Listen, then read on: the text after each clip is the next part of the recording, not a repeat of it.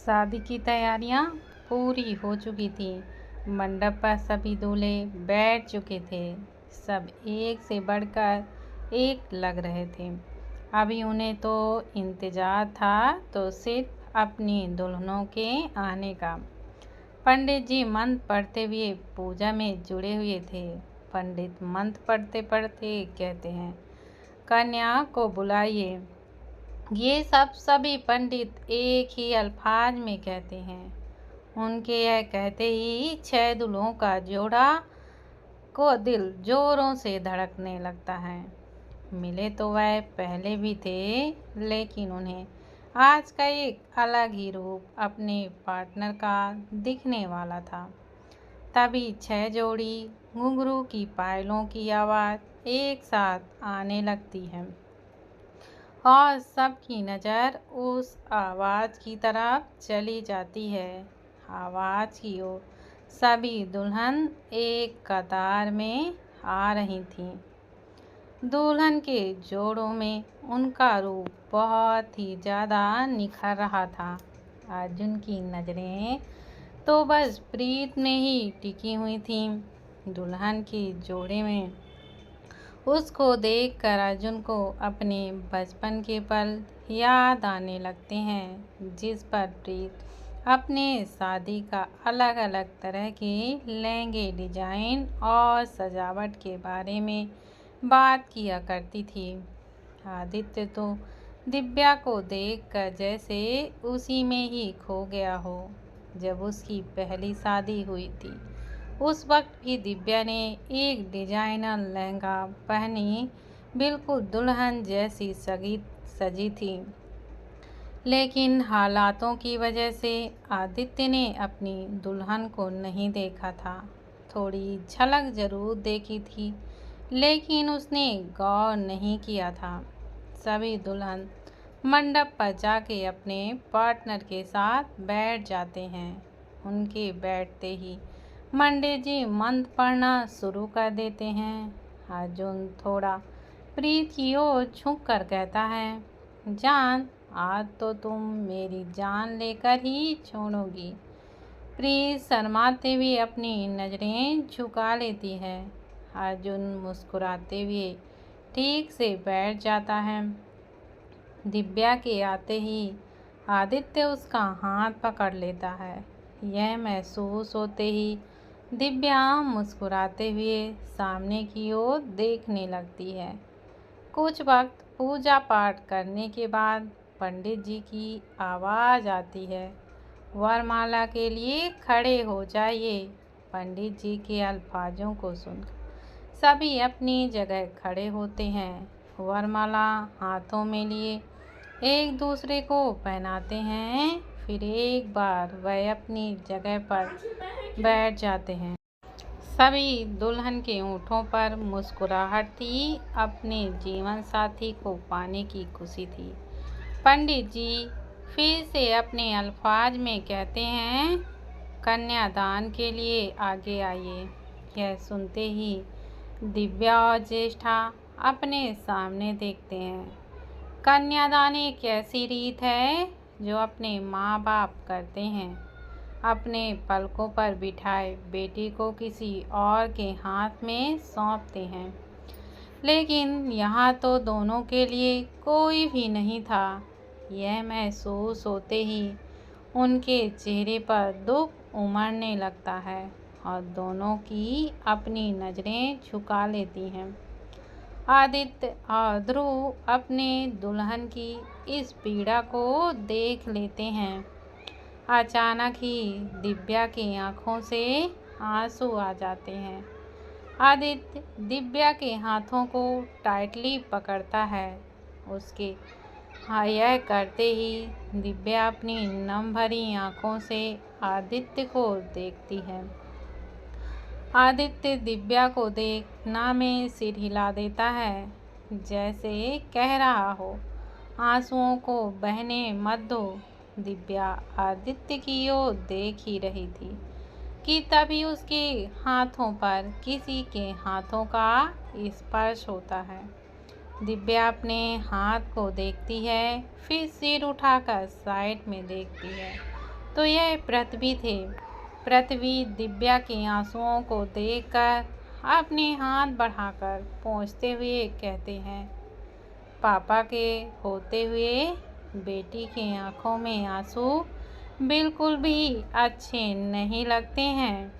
इन आंसुओं को इस वक्त यहाँ पर कोई भी जगह नहीं है।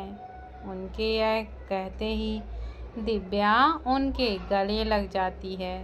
वहीं ज्येष्ठा के कन्यादान के लिए विकासा उनके पास बैठी थी। प्रीत का कन्यादान शंकर और नीलम करते हैं। सपना का कन्यादान प्रकाश और शिखा जी, रूही का अमर और माया और रूमी का तरुणा देवी करती हैं। यहाँ कन्यादान हो रहा था। वहाँ अन्नू ने फोटोग्राफर की बैंड बजा दी थी। एक फोटोग्राफर फोटो खींचते हुए अन्नू को दिखाते हुए कहता है, मैम क्या ये ठीक है? अनु फोटो को देखकर घूरकर फोटोग्राफर को देखकर कहती है, एकदम बकवास। इससे अच्छा तो मैं ड्राइंग बना लेती हूँ। मुझे सबसे फेवरेट वाली फ़ोटो चाहिए। फोटोग्राफर अपने सिर के बालों को नोचने लगता है। यह फोटोग्राफर काफ़ी ज़्यादा फेमस था, लेकिन आज जैसे उसे लग रहा था कि उसे फोटोग्राफी आती ही नहीं है। लगातार उसने एक फ़ोटो को 10 से 20 बार खींची थी। वहीं प्रियांश चेयर में बैठा बस दिव्या को देखे हुए था। उसकी हर एक हरकत को नोटिस कर रहा था। प्रियांश के कानों में बस प्रीत की ही आवाज़ सुनाई दे रही थी। प्रिंस, तुझे मेरी कसम है, तूने अगर मुझे कभी भी अपनी दी माना है तो तू खुद के जज्बातों को रोकेगा। तुझे किसी भी तरह से खुद को संभालना होगा। प्लीज प्रिंस, खुद को संभालो प्लीज प्रिंस, बस मेरे लिए। कानों में पड़ती आवाज़ से प्रियांश दिव्या से नज़रें हटाकर प्रीत की ओर देखने लगता है, जो उसे ही देख रही थी। प्रीत अपने आँखों से इशारे प्रियांश को संभालने के लिए कहती है। इस पर प्रियांश मुस्कुरा देता है, जैसे वह बोल रहा हो, मैं बिल्कुल ठीक हूँ दी। प्रियांश के होठों पर मुस्कान देखकर प्रीत के होठों पर भी मुस्कान आ जाती है। मंडप पर अब फेरे भी शुरू हो चुके थे। अनु जाकर सीधे प्रियांश के गोद पर बैठ जाती है। प्रियांश बिल्कुल असमंजस में ही पड़ जाता है। अनु प्रियांश को देखते हुए कहती है, आप यहाँ अकेले बैठे हैं तो मुझे लगा आपको किसी के कंपनी की ज़रूरत है। प्रियांश के होठों पर एकदम से मुस्कुराहट आ जाती है। वह अनु के गालों को खींचते हुए कहता है, थैंक यू। तभी एक फोटोग्राफर आकर प्रियांश को फ़ोटो दिखाते हुए, सर आप ये देखकर बताइए क्या ये फ़ोटो ठीक है? अनु तुरंत झांक कर देखने लगती है। फ़ोटो को देखते ही अनु भड़कते हुए कहती है, इसे फ़ोटो कहते हैं? ये भी कोई फ़ोटो हुई? फ़ोटो कम, कचरे की ढेर पर भिनभिनाती मक्खियाँ ज़्यादा लग रही हैं। यह सुनते ही प्रियांश जोर जोर से हंसने लगता है। वहीं फोटोग्राफर की बेइज्जती पर बेइज्जती हुए जा रही थी, जिसकी वजह से उसका चेहरा कद्दू की तरह बन चुका था। प्रियांश हंसते हुए अनु को गोद से चेयर पर बैठाता है और फोटोग्राफर से कैमरा लेकर खुद फ़ोटो खींचता है। फ़ोटो खींचकर वह अनु को दिखाता है। अनु फ़ोटो को देखकर खुशी से ही उछलते हुए कहती है, ये दुनिया की बेस्ट फोटोग्राफी है। फोटोग्राफर भी फ़ोटो को देखता है तो उसे ज़्यादा कुछ डिफरेंसेस नहीं लगता। प्रियांश कैमरे को फोटोग्राफर को देते हुए कान में उसके धीरे से कहता है, जब इस बच्ची को फोटो दिखाओ तो अनुज और सपना की ही फोटो में होने चाहिए, वरना। बोलते हुए प्रियांश अनु की ओर इशारा करता है तो फोटोग्राफर तुरंत वहाँ से भाग जाता है। मंडप पर पंडित जी के मंत्रों के साथ कहते हैं, कन्या को मंगलसूत्र पहनाइए।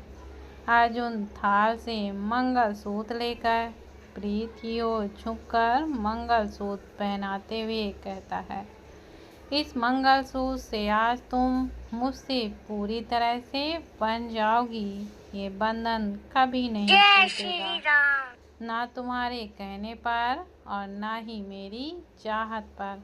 इतना बोलते ही अर्जुन प्रीत के गालों पर किस करके पीछे हट जाता है। प्रीत अर्जुन को देखने लगती है।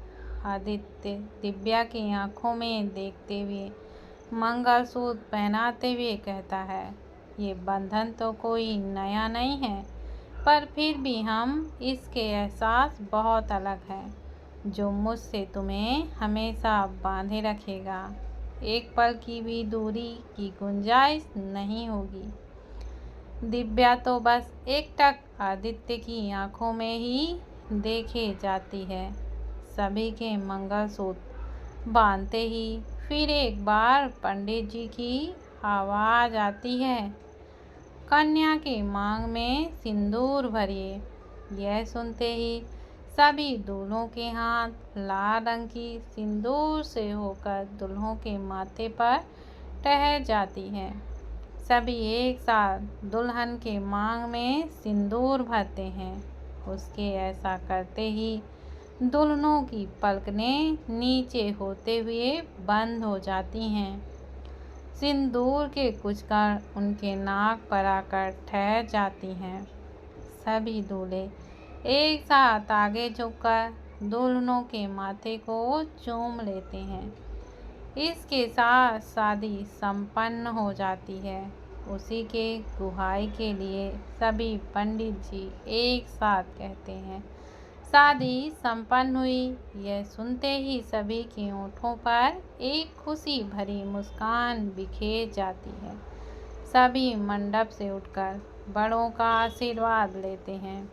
वहीं स्वरा दूर खड़ी है, सब देखकर अपने कदमों को पीछे करते हुए वहां से जाने लगती है।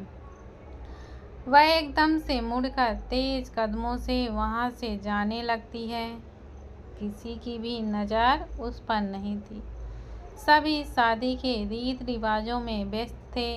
स्वरा चलते चलते कुछ मेहमानों के साथ चिपते हुए उस जगह से चली जाती है, क्योंकि आदित्य और ध्रुव के बॉडीगार्ड सब तरफ पहरा दे रहे थे। स्वरा को इसी तो पल का इंतजार है कि कब वह सिंघानिया विला से बाहर निकले, और आज तो सभी सिंघानिया विला में नहीं थे। सभी एक बड़े से होटल में थे और मेहमानों की भीड़ में स्वरा को यहाँ से भागने का मौका भी मिल गया था। अब सबकी विदाई की रस्म शुरू हो जाती है। रूमी सभी के गले लगते हुए अपने आंसुओं को बहाए जा रही थी। उसे ऐसा देख सभी की आंखें नम सी थीं। ज्येष्ठा की आंखें नम देखकर ध्रुव उसके कान में कहता है, बेबी, तुम्हें तो विदाई का कोई टेंशन नहीं है। शादी से पहले भी मेरे साथ थी और शादी के बाद भी तुम मेरे साथ रहोगी। ज्येष्ठा अपनी नम आंखों से ध्रुव को देखती है। ध्रुव ज्येष्ठा के हाथों को कसकर पकड़ते हुए कहता है, don't cry baby, I don't like you tears. Jyeshtha रोती आवाज में कहती है, अब तुम मेरी हर चीज़ों पर हक जताओगे। मुझे तुमसे शादी ही नहीं करना चाहिए थी। ध्रुव अफसोस जताते हुए, ओह हो, ये क्या कर दिया बेबी, अब तो शादी हो चुकी है। यह सुनते ही ज्येष्ठा चीरते हुए ध्रुव के सीने पर मारने लगती है। ध्रुव हंसते हुए उसे गले से लगा लेता है। रूमी शौर्य और गौरव के साथ कार में बैठ जाती है और पूरे परिवार को नम आंखों से देखती है। कुछ ही पल में दुल्हन जैसा सजा कार वहाँ से जाने लगता है। अपने नज़रों से परिवार को खोता देख रूमी गौरव के सीने से लगकर रोने लगती है। गौरव रूमी के सिर को सहलाते हुए उसके माथे को चूम लेता है। रूमी के जाते ही अब बारी थी रूहानी की आती है। रूही माया और अमर के गले लगकर रोने लगती है। रूहानी अपनी दी को ऐसे देखकर खुद भी रो रही थी। तभी अचानक से उसके कानों में आवाज़ आती है, विदाई तुम्हारी नहीं हो रही है। रूहानी अपने साइड में देखती है तो वंश था। उसे देखकर अचानक ही रूहानी वंश के गले लग जाती है। वंश तो जैसे शॉक्ड ही हो जाता है। रूहानी वंश के गले लगकर रोने लगती है और रोते हुए कहती है, जैसे मुझे परेशान करते हो वैसे मेरी दी को बिल्कुल भी मत करना, वरना मैं दी को वापस लेकर आ जाऊंगी। फिर तुम्हारा भाई और मेरे जीजू सन्यासी बनकर रह जाएंगे। यह मैं सिर्फ बोल नहीं रही हूँ, करके भी दिखा सकती हूँ। वंश मुंह बनाते हुए कहता है, तुम मुझसे रिक्वेस्ट कर रही हो या फिर मुझे धमकी दे रही हो? यह सुनते ही रूहानी वंश के गले लगे हुए ही सीने पर मारने लगती है। दोनों को वैसे देखकर सबकी नम आँखों के साथ खुशी भरी मुस्कुराहट आ जाती है। रूही सबकी ओर देखते हुए रुदू आवाज़ में कहती है, रूहान कहाँ है? सबकी नज़रें अब रूहान को ढूंढने लगती हैं। तभी भीड़ के पीछे से आवाज़ आती है, क्या यार, मैं सोच रहा था एक इंसान कम हो जाएगा तो विदाई की रस्म जल्दी ख़त्म हो जाएगी। दी यहाँ से जल्दी चली जाएंगी। सभी आवाज़ की तरफ देखते हैं जहाँ रूहान खड़ा होता है। रूही भागते हुए जाकर सीधे रूहान के गले लग जाती है। रूहान भी कसकर रूही को पकड़कर आंखों में नमी लिए ही कहता है, आई रियली मिस यू दी। कुछ ही देर में रूही की विदाई भी हो जाती है। अब प्रीत और सपना दोनों ही अपने परिवार से बिछड़ने के गम से आंसू बहाए जा रही थी। अनु अनुज के गोद पर थी। वह सपना को रोता देखकर कहती है, मम्मा आप रो क्यों रही हैं? आपको मेरे पापा जैसा इतना हैंडसम और अच्छा हस्बैंड मिला, उसके लिए खुशी नहीं है? सभी लोग अनु को आंखें फाड़े देखने लगते हैं। सपना अपना सिर उठाकर अनु को देखकर रोदू आवाज़ में कहती है, जब आपकी शादी होगी ना तब आपको पता चलेगा।